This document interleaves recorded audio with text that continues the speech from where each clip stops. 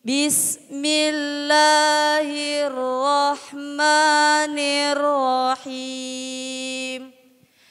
Idza jaa nasrullahi wal fath wa ra'aitan nasa yadkhuluna fi dinillahi afwaja fasabbih bihamdi rabbika wastaghfir innahu kana tawwaba.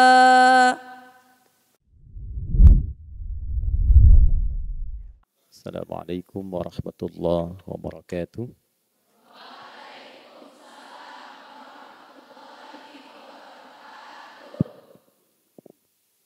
Selamat siang seluruhnya. Salam presisi. Alhamdulillahirrahman. Allamal Qur'an. Khalaqal insan. Allamahul bayan. Wassalatu wassalamu ala rasulillahi habibir rahman wa ala alihi wa sahbihi wa dzurriyyatihi wa ummatihi ila yaumil mannan wa ba'd.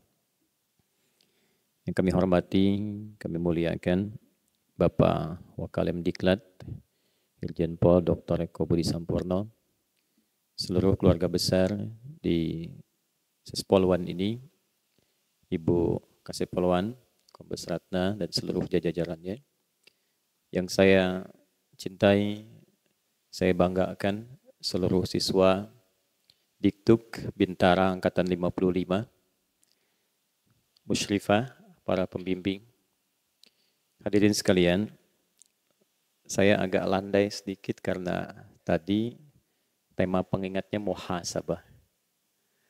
Jadi muhasabah itu tidak boleh terlalu semangat. Karena dari kata hisab, jarang ada orang semangat ingin dihisab.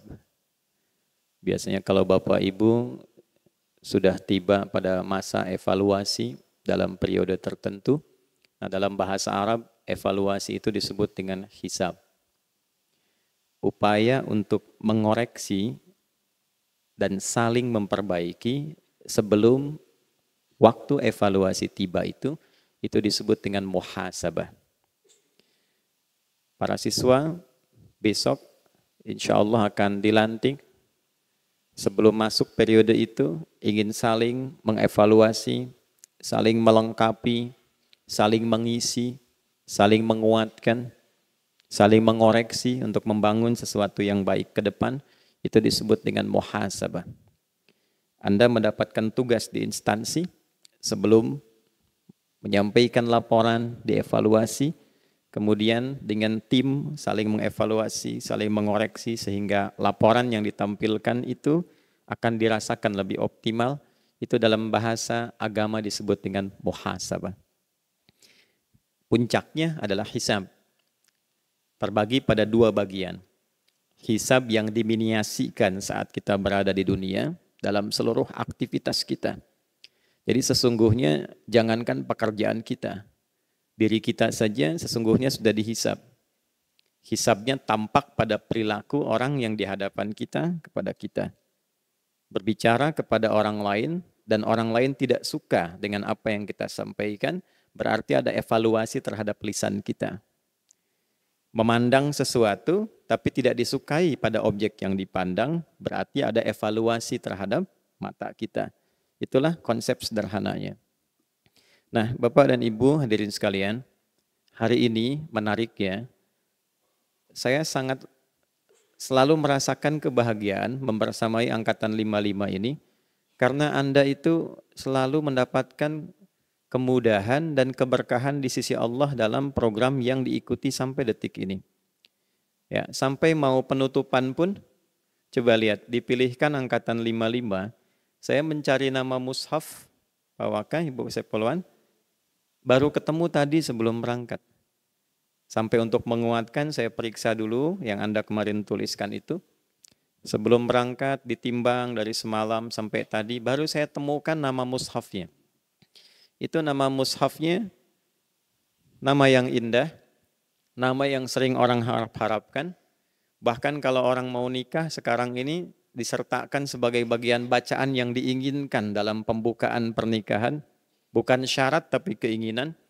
Itulah Ar-Rahman. Ar-Rahman urutan ke-55 dalam Al-Quran.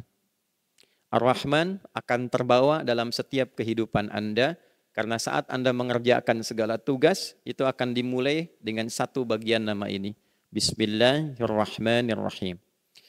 Undang-Undang nomor 2 tahun 2022 tentang Polri berisi 45 pasal. Itu dibukanya dengan sifat Rahman. Dengan rahmat Tuhan yang Maha Esa. Rahmat itu terambil dari kata Rahman. Anda disumpah nanti di pasal 23 itu akan diletakkan di atasnya mushaf yang berisi nilai Rahman. Dan menariknya, semua sifat-sifat Rahman itu akan dimulai kodenya, tandanya pada satu perubahan menuju kebaikan yang dalam bahasa Arab disebut dengan hijrah. Orang yang ingin ikut ke dalam sifat hijrah, maka diberi huruf ta di ujungnya, lalu ditambahkan ya nisbat untuk pengikut, maka disebut dengan hijriyah. Pembuka hijriyah adalah Al-Muharram.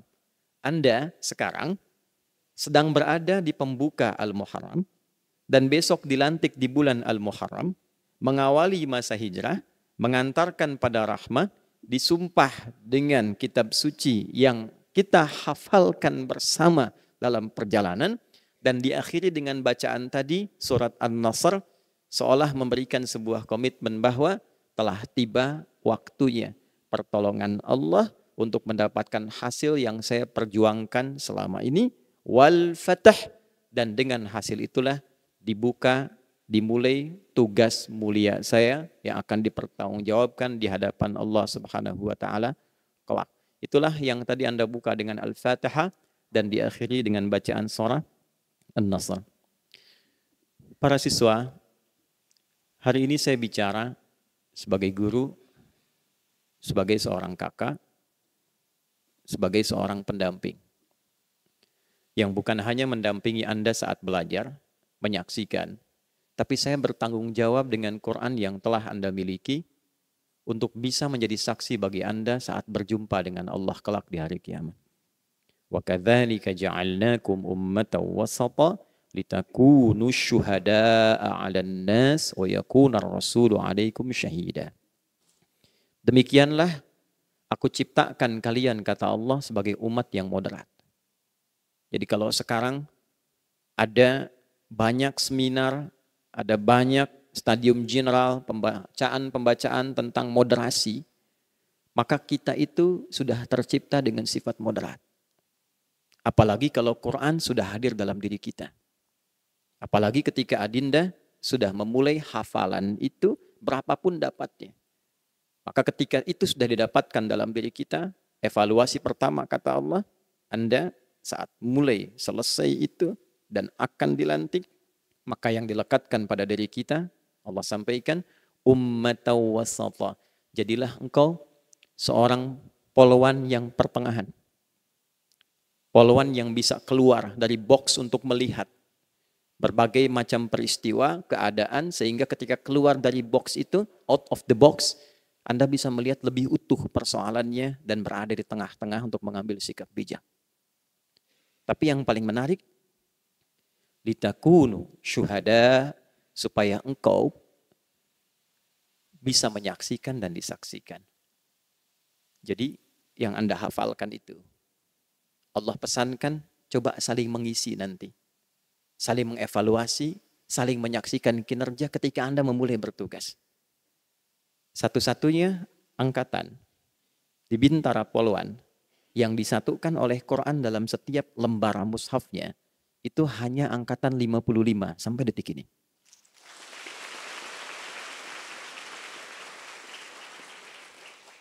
Nah, tapi tepuk tangan itu bukan hanya menjadi kebanggaan dan kebahagiaan, tapi komitmen yang dipersaksikan. Kalau balik ke ayat tadi, Al-Baqarah 143, ayat ini berbicara tentang moderasi. Moderasi itu moderat di tengah, yang tidak miring kanan, miring kiri. Nomor ayatnya 143. Jumlah ayat di Al-Baqarah 286. 286 dibagi 2 berapa? 143, persis tidak lebih ke kanan, tidak lebih ke kiri. Dan posisi ayat ini berada di tengah. Ketika Allah menyampaikan ayat ini, Allah memberikan penekanan satu, Anda dipersaksikan. Poin satu, jadi ketika teman-teman itu bukan hanya dididik ya, dibentuk dari latihan fisik, latihan intelektual, tapi ketika Anda mulai mengejak huruf, kita belajar sampai bisa baca, sampai menghafal, itu dipersaksikan. Dan menariknya, nanti apa yang Anda hafalkan itu dipersaksikan kata Allah dan diletakkan di atas kepala kita saat disumpah. Hati-hati itu. Nah, yang diletakkan, disaksikan, dibacakan itu satu saat di hadapan Allah akan kembali dimintai pertanggungjawabannya, bukan hanya bacaannya, tapi seluruh kegiatan yang kita lakukan yang dilandaskan pada ayat-ayat Quran yang telah kita hafalkan itu. Yang paling indah, wa yakuna rasulu alaikum syahida. Yang teman-teman hafalkan tadi, itu saat pulang kepada Allah, kata Allah langsung mengatakan, Rasul akan menyaksikan itu. Itu poin satu. Nanti kalau teman-teman baca di At-Tirmidzi, nomor hadis 2915 sampai 2920, Allah berfirman begini, Iqra warattil warta' atau kama qala sallallahu alaihi wasallam, Allah menyampaikan lewat lisan Nabi. Baca Al-Quran yang biasa engkau bacakan saat di dunia itu. Lalu dengan bacaan itu, mulailah ia naik. Fa inna akhira qiraatika akhira manzilatika. Akhir bacaan Quran yang biasa kita bacakan di titik terakhir, itulah tempat tinggal kita saat kembali kepada Allah. Tapi yang paling indah, saat Al-Quran itu dibacakan saat pulang kepada Allah. Nah, Rasul Nabi Muhammad SAW yang tidak pernah kita lihat, yang selalu kita rindukan, yang selalu kita ingin berjumpa walau di alam mimpi, itu menyaksikan bacaan Quran kita. Maka dari itu, yang pertama ingin saya sampaikan kepada adinda semua, sebagai seorang guru, pendamping kalian, kakak bagi kalian, jaga Quran yang telah adinda hafalkan itu, yang sekarang programnya ditutup, jaga itu sampai kita pulang menghadap Allah. Jangan hilang. Karena kebanggaan terbesar saat kita bacakan itu saat pulang menghadap Allah. Kemudian Rasulullah menyaksikan itu, dan menghadirkan nilai keindahan yang tidak pernah kita dapatkan sebelumnya. Itu poin satu. Berbahagialah, ada satu kesempatan itu, maka jangan pernah dibuang, karena tidak semua orang bisa memiliki itu. Itu satu. Kedua, siapakah yang paling berhasil di antara yang mempelajari Quran selama pendidikan sampai berakhir ini? Apakah yang, bacaannya paling bagus? Apakah yang hafalannya paling banyak? Apakah yang paling paham, paling mengerti tentang hukumnya? Ternyata tidak. Perhatikan baik-baik. Quran surah 35 Fatir di ayat ke-32. Thumma awrathna al-kitaba alladhina astafayna min ibadina. Lalu dengan keagunganku, aku wariskan Al-Quran itu kepada hamba-hamba yang aku pilih. Jadi tidak semua orang bisa mendapatkan Al-Quran.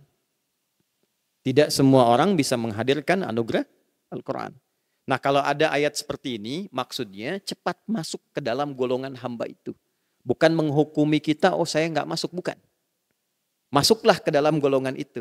Nah, berbahagialah bagi Anda semua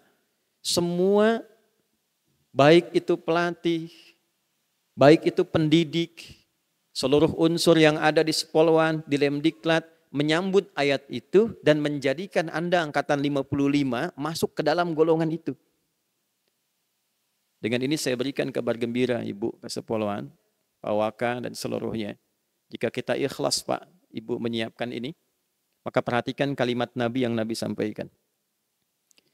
Man dalla ala khairin falahu ajruhu mithla ajri fa'ilih min ghairi an yankusa min ajrihi syai'. Siapapun yang memfasilitasi pada kebaikan, menunjukkan, walaupun mungkin Bapak Ibu nggak mengajarkan, tapi Anda berikan fasilitasnya sebagai fasilitator, Anda mudahkan waktunya, tempatnya. Maka Nabi mengatakan hadisnya sahih. Ia akan mendapatkan pahala yang serupa dengan pelakunya tanpa dikurangi sedikit pun. Jadi jangan dikira Bapak, Ibu, baik yang PNS ataupun yang aktif di sini, yang memfasilitasi, hanya kita hadir, datang, melihat. Kadang mungkin perasaannya berbeda. Tidak, ini setiap siswa yang menghafal, dipraktekkan karena fasilitator itu, setiap mereka baca, Anda mendapatkan bagian pahalanya. Hanya pahala kan tidak diperlihatkan sekarang. Pahala itu bekal pulang. Jadi mungkin Bapak Ibu yang terpilih bukan yang lain, Allah menginginkan dengan kasih sayangnya ketika pulang sudah punya cukup bekal untuk kembali kepada Allah. Nah siswa, Anda yang masuk sekarang, mau bersikap apapun, perhatikan kalimatnya. Anda yang terpilih bukan yang lain. Tapi di antara yang terpilih ini kata Allah akan ada 3 golongan. Disinilah kita akan berbicara muhasabah untuk menjaga dan memastikan di antara yang 3 ini Anda berada di mana. Saya tidak ingin melihat ketika pulang menghadap Allah atau saya masih hidup dan Anda pun hidup. Saya mendengar ada 1 dari 501 siswa yang pernah belajar di sini yang ia termasuk golongan yang tidak disukai oleh Allah, bahkan dibenci oleh Quran yang dihafalkannya. 3 ini 1. Wa minhum zalimul li nafsi. Akan ada ahli Quran, menghafal Quran, dia berjuang, belajar, bisa baca sampai menghafal berapa ayat pun. Cuma sayang setelah hafal, dia jadi zalim. Zalimul li nafsi. Zalim itu artinya menempatkan sesuatu bukan pada tempatnya. Ada gelas, ada gayung. Gelas untuk minum, gayung untuk mandi. Ada orang minum pakai gayung, mandi pakai gelas. Itu zalim. Anda sudah hafal Quran. Apa yang diajarkan dalam Al-Quran? Tadi dibacakan oleh Anda misalnya surat An-Nasr. Idza jaa nasrullahi wal wa ra'aitan nasa yadkhuluna fi dinillahi fasabbih bihamdi rabbika was innahu. Kita hafal surah itu, kita tanamkan pada jiwa kita, sekarang perilakunya sama enggak dengan surat itu? Itu kan idza ketemu jaa untuk masa depan. Jadi surat itu turun memberikan kabar kepada Nabi bahwa Nabi dan seluruh umat Islam akan masuk ke Mekah dengan tenang, dengan nyaman, dengan indah, enggak ada peperangan, semua diterima dengan baik, dengan enak, semua aman. Ketika Nabi sampai ke Mekah, kata Nabi, yang masuk Masjidil Haram aman, yang masuk rumah Abu Sufyan aman, yang ada dalam rumahnya aman. Karena yang diinginkan dalam Islam keamanan dan ketentraman. Gimana caranya ketika Anda selesai dilantik besok itu, mulai bertugas, semua merasakan keamanan, kenyamanan dengan hadirnya Anda. Jadi kalau Anda sudah mengenakan seragam dan sudah ditukar tuh keadaannya, mulai berdedikasi, mulai mengabdi sebagai abdi negara, dan orang merasa tidak aman dengan kehadiran Anda, berarti Anda mengkhianati bacaan yang tadi Anda sampaikan. Dan itu disaksikan oleh Allah. Itu 1. Bagaimana motivasi kita ketika hadir di lingkungan masyarakat atau di tempat instansi tempat mengabdi, selalu yang kita hadirkan nasr wal fatah.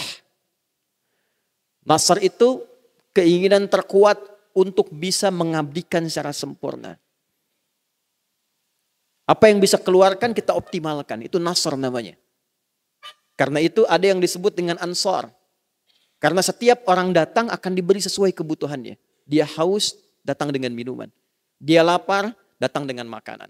Nah sekarang ketika nanti adik-adik, siswa, semua, adinda sudah mulai bertugas.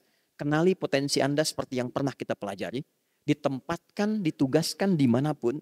Terima dengan baik, kerjakan secara profesional, dan keluarkan kemampuan terbaik Anda untuk menyelesaikan setiap tugas dengan satu komando secara presisi dan dengan kebanggaan. Idza jaa nasrullahi wal fath. Ingat, Anda punya Allah. Quran itu kalamullah. Jadi jangan pernah merasa khawatir. Jangan pernah merasa takut. Yang Anda perlu lakukan cuma 3. Fasabbih bihamdi rabbika wastaghfir. Mulai dengan tasbih. Dapat satu penghargaan syukuri dengan hamdalah. Kalau kurang-kurang sesuatu koreksi. Sebab tidak akan ada yang sempurna. Ini satu. Wa minhum zalimun li nafsi. Hindari perbuatan-perbuatan kotor yang merusak. Nanti lihat tuh, di tanda itu tuh, bagian paling atas. 27 Juni Kamis kemarin saya mengajar di Sespim. Dari Serdik sampai Sespimti. Pak Waka juga ada bersama kami. Anda harus bangga dengan itu. Dan bangga dengan pakaian itu.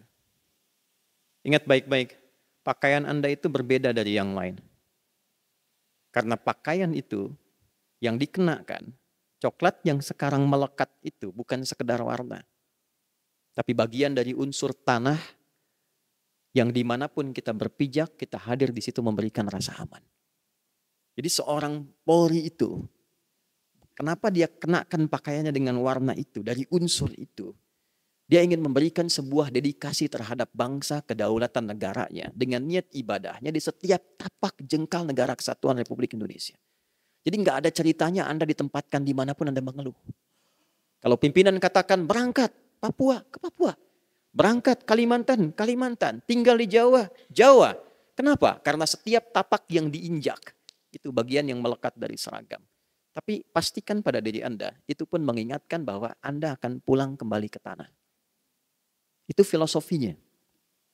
Anda akan pulang kembali ke tanah. Jadi kalau berbuat zalim ketika bertugas, maka malulah dengan seragam itu. Karena dengan itulah Anda berpijak, dengan itulah Anda membawa kebanggaan kembali kepada Allah Subhanahu wa Ta'ala. Coba, bintangnya ada berapa tuh? 3. 3 ya? Bukan 4 kan? Karena 3-nya dia tribrata di situ. Perisainya itu ada berapa tuh? Obornya ada berapa di situ? 8, sinarnya 17. Seginya kan 8, sinarnya 17. Padinya ada berapa? 45. Kapasnya ada berapa? 29. Putiknya berapa? 9. Ya kan? Baik, lihat baik-baik. Sekarang pahami itu karena itu akan dibawa dan sifat itulah yang melekat pada diri kita. Dan Anda dikuatkan dengan nilai Quran tadi. Itu semua punya makna. Dari sejak itu ditetapkan oleh Kapolri pertama tanggal 29 September. Dan itu putik. Putik itu nggak mungkin kalau laki-laki, selalu perempuan. Lawannya benang sari. Jadi kalau kita ambil jadi kapas untuk 29 ke benang sarinya, putiknya 9. Jadi nggak mungkin negeri ini tumbuh dan terangkai kecuali kalau ada polwannya. Ada perempuannya. Itulah sebabnya kenapa kita menjadi perisai negeri, pencerah untuk negeri, pelindung negeri sejak didirikan 17/8/1945 dan ikrar itu dikatakan di tanggal 29 September dan lalu dirajut oleh Ibu Lena Mokoginta pada saat itu dan menjadi lambang yang dituliskan, dibawa sampai sekarang, dirajut di pakaian Anda. Kemudian yang paling menarik dikuatkan dengan nilai-nilai Quran yang ada pada diri kita. Itu satu. Yang kedua, wa minhum muqtasid. Maaf, nanti ada tipikal, sudah dikasih Quran, tapi tipikal kerjanya, ya apa yang ditugaskan itu yang dilakukan. Gak punya visi ke depan. Yang penting ditugaskan apa, itu yang dikerjakan. Nanti ada yang model begitu. Kalau waktu hafalan begini, waktunya menghafal, menghafal. Setelah itu tidak. Diminta jadi imam, belum. Diminta baca Quran, belum. Tapi kalau menghafal, itu paket hemat namanya, muqtasid. Secukupnya apa yang ditugaskan itu yang dilakukan. Ini paling standar. Jadi kalau setelah Anda nanti selesai, dilantik, tuntas, Anda hanya menerima tugas dan mengerjakan seperlunya, maka Anda masuk pada golongan yang kedua yang masih kecil. Wa minhum muqtasid. Apa yang diinginkan oleh Allah? Nah inilah bagian terakhir yang saya terus mendoakan. Dalam sujud saya doakan. Saya dampingi, saya coba arahkan. Yang diharapkan oleh Quran, generasi yang terbaik, perhatikan bagian terakhirnya, wa minhum sabiqum bil khairati biiznillah. Dzalika huwal fadlul kabir. Ada yang paling hebat, yang paling utama. Nah inilah yang dibutuhkan oleh Polri saat ini. Generasi yang ketiga yang punya 3 sifat utama. 1, sabiqum bil khairat, selalu pionir dalam kebaikan. Ini semua kita diuji, instansi diuji nih. Kehakiman diuji, KPK diuji, kejaksaan diuji, TNI diuji, Polri diuji. Kalau kita ingin mudah mengatasi ujian itu, kalau hanya mengandalkan pada survei, citra positif dari masyarakat, itu gampang mudah dibentuk.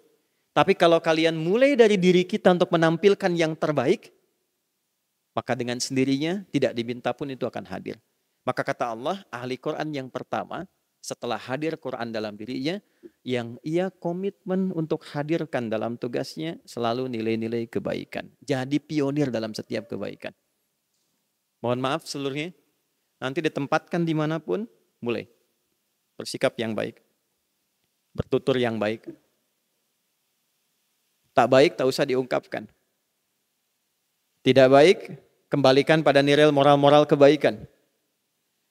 Apapun yang bisa kita kerjakan dengan sifat yang baik, itulah ahli Quran. Jadi kalau ada yang nanti setelah selesai keluar, kalau nutup gampang, kita tutup akhiri. Tapi kalau Anda ingin muhasabah, tolong ingat betul, Quran yang Anda ada pada diri Anda, itu akan dipertanggungjawabkan, melekat dalam diri kita. Begitu kita mengerjakan yang tidak baik, misal itu keluar, maka pertanggungjawabannya menjadi lebih berat dibandingkan dengan yang bukan ahli Quran. Ingat baik-baik itu. Pertanggungjawabannya lebih berat dibandingkan dengan yang bukan ahli Quran. Tapi ketika adinda menjaga Quran itu dan mengatakan serta melakukan semua tindakan yang baik, maka pahalanya pun lebih besar dibandingkan dengan yang bukan ahli Quran. Satu, ditempatkan dimanapun, selalu kita berupaya menjadi pribadi yang terbaik. Karena sifatnya pionir. Pionir itu harus selalu lebih dulu. Dua, wa minhum sabiqun bil khairati biiznillah. Kedua, setelah menunaikan kerja dengan baik, tugas dengan baik, dia selalu menjaga hubungan kedekatannya dengan Allah. Jangan cukupkan bacaan Quran selesai ketika di sepoluan ini saja. Nanti pulang, tolong ulang-ulang lagi. Terutama setiap kodenya ya. Setiap siswa kan ada satu halaman ya, yang sudah dituliskan. Nah itu kodenya. Kalau disatukan, semua jadi Quran 30 juz. Saya sedang periksa, karena tadi ada beberapa yang harokatnya, mungkin saat tulis itu samar-samar tertukar. Harusnya kasrah menjadi fathah, lil muttaqin jadi lal muttaqin, jadi kita koreksi sedikit-sedikit. Nah pulang dari sini, selesai, kembali ke tugas masing-masing. Ahli Quran yang bagus, jangan cukupkan saat pendidikan, walaupun kita hanya baca 1 ayat, 2 ayat, 3 ayat, dimanapun ditempatkan dalam keadaan suci, itu ulang-ulang.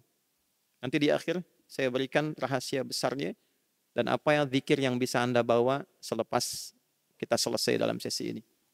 Yang ketiga, dzalika huwal fadlul kabir. Selalu punya visi yang utama. Jadi ditempatkan dimanapun, ahli Quran itu mesti punya visi yang utama. Jadi kalau ada yang bagus, Anda harus di atas itu. Kenali di mana ditempatkan. Oh, saya akan ditempatkan di A. Sebelum datang, kenali dulu. Mitigasikan dulu, tugasnya akan apa? Siapa teman-teman saya? Atasan saya apa? Bagaimana mengerjakannya? Ketika Anda akan mulai ditempatkan, Anda sudah susun rencana. Ini akan saya lakukan, ini akan saya siapkan. Dalam 1 bulan saya dapatkan ini, dalam setahun saya harus melakukan ini. Itulah ahli Quran. Jadi kalau selesai Anda dari sini, hanya dapat tugas, kerjakan. Nggak ada tugas, diam dan tidur. Itu bukan bagian dari Quran yang biasa kita bacakan. Terakhir, kalau itu mampu kita lakukan 3-tiganya, maka apa yang Allah berikan kepada kita? Quran, surah ke-19, di ayat ke-15. Ini bagian akhir dari pengingat yang mau saya sampaikan sebelum kita berdoa. Wassalamun alaihi yawma wulida, wa yawma yamutu, wa yawma yub'atsu hayya. Allah akan jamin ketentraman, kedamaian, rizkinya, kedudukannya saat di dunia, saat wafatnya husnul khatimah, dan yang terakhir saat dibangkitkan di akhirat, dibangkitkan dalam keadaan bahagia. Ya, adinda lihat baik-baik ini, para siswa khususnya. Mengapa yang diabadikan itu sampai saat ini dan menjadi award di Polri itu Pak Kapolri Hugeng, Allah yarham. Silahkan Anda lihat baik-baik. Semua orang bisa berpendapat.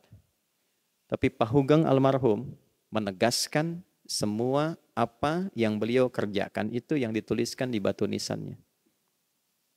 Anda pernah lihat? Pada hari ini telah aku buktikan bahwa imanku betul-betul sentosa.